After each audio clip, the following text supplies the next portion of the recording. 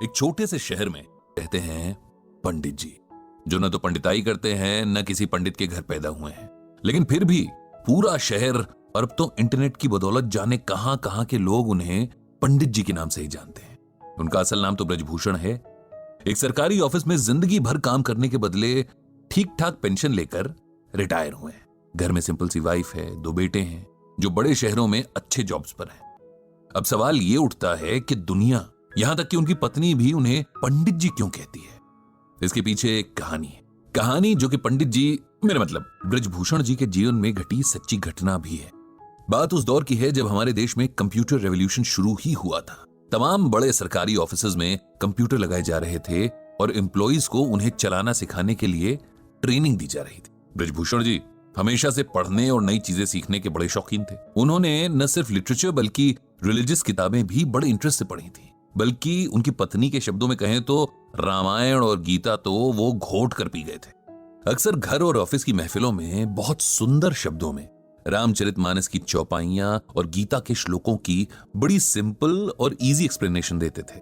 अब जब कंप्यूटर सीखने की बारी आई तो उन्होंने इसमें भी बड़े इंटरेस्ट के साथ पार्टिसिपेट किया, जबकि उनके साथ के बाकी लोग जाने क्यों बड़े बेमन से कतराते हुए ट्रेनिंग में हिस्सा ले रहे थे।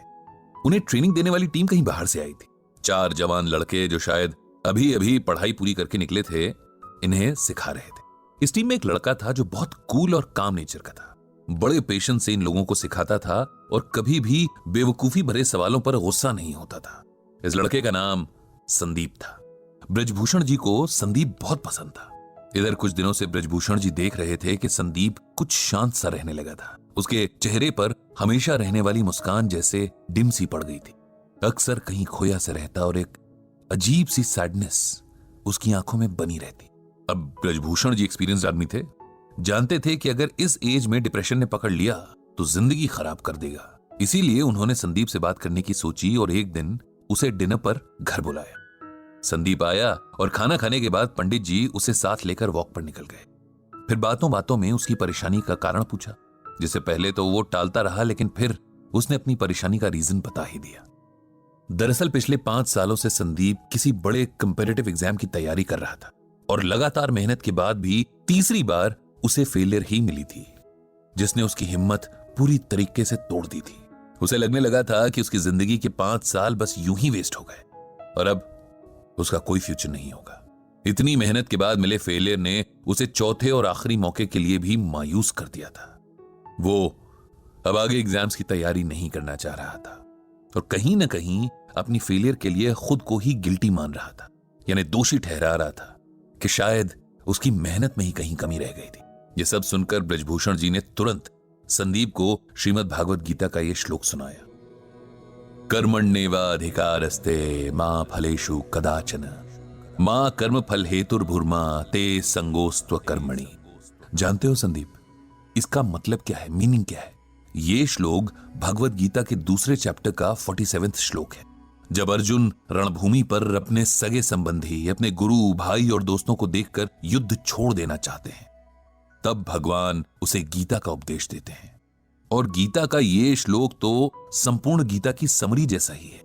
इसका अर्थ अगर समझ लें तो जीवन की सारी परेशानियां दूर हो जाएं। संदीप ने पूछा कि आखिर क्या है इस श्लोक का अर्थ और इसमें ऐसा क्या है जो आप इसे हर परेशानी का सलूशन बता रहे हैं? ब्रजभूषण बोले, इसका अर्थ है कि हे अर्जुन, तेरा अधिकार कर्म करने में है, उसके फल में नहीं।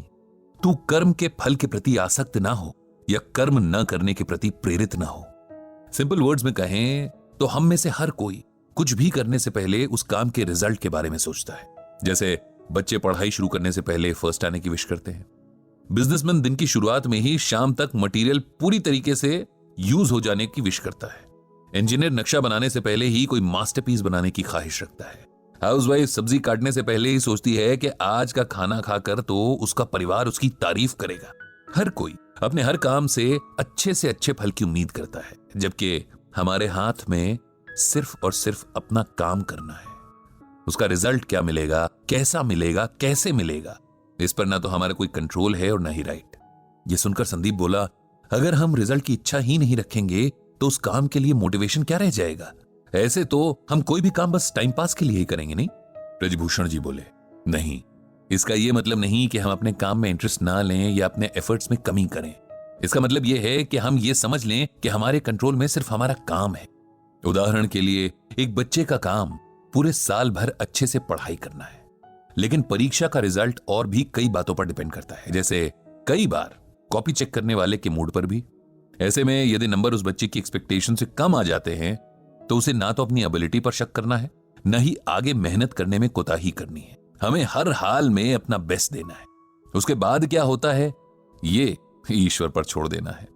किसान जब खेत में बीज बोता है, रात रात जागकर फसल को पानी देता है, तब वो अपना काम कर रहा है। लेकिन अगर सूखा पड़ जाए या उसकी फसल को कोई बीमारी लग जाए, तब किसान को अपने आप को इसकी वजह नहीं समझना चाहिए, क्योंकि ये बात उसके कंट्रोल में नहीं थी। जीवन में बहुत कुछ ऐसा है जिस पर हमारा कोई वश नहीं है, लेकिन खुद पर और अपने कर्म पर हमारा पूरा वश है। इसीलिए उसमें कमी नहीं रहनी चाहिए। जब हम इस बात को समझ लेंगे तो जीवन की छोटी बड़ी बातों में हौसला नहीं हारेंगे, खुद पर विश्वास रखेंगे और हमेशा अपना सर्वश्रेष्ठ देने के लिए तैयार रहेंगे। ब्रजभूषण जी की बातों ने संदीप पर जादू जैसा असर किया। उसने मन ही मन एक बार फिर पूरा जोर लगाकर परीक्षा की तैयारी करने का फैसला कर लिया था। कुछ दिन बाद जब ब्रजभूषण जी के ऑफिस में कंप्यूटर ट्रेनिंग पूरी हुई और सिखाने वाली टीम को विदा किया जा रहा था, तब संदीप ने सबको इकट्ठा किया और कहा, हम सबको हमेशा कुछ न कुछ सीखने के लिए तैयार रहना चाहिए। टीचर कहीं भी किसी भी रूप में मिल सकते हैं और हो सकता है कोई ऐसा टीचर मिल जाए जो लाइफ के लिए आपका एटीट्यूड ही बदल दे।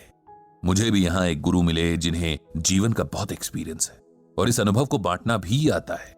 ये गुरु हैं ब्रजभूषण जी, जिन्हें मैं आज से पंडित जी कहकर पुकारूंगा, क्योंकि पंडित का अर्थ होता है ज्ञानी, ज्ञान देने वाला। साथ ही गुरु दक्षिणा में मैंने उनके लिए एक ब्लॉग तैयार किया है जिसका नाम रखा है गीता ज्ञान। इस ब्लॉग से पंडित जी गीता के जरिए लोगों को उनकी परेशानियों में राह दिखा सकते हैं, उन्हें उम्मीद देकर नए ढंग से जीना सिखा सकते हैं। इस तरह उस दिन से ब्रजभूषण जी का नाम पंडित जी पड़ गया और उनका गीता ज्ञान ब्लॉग एक जरिया बन गया जहां लोग अपनी परेशानियां पंडित जी को लिखकर गीता के जरिए उनका सलूशन पा सकते थे।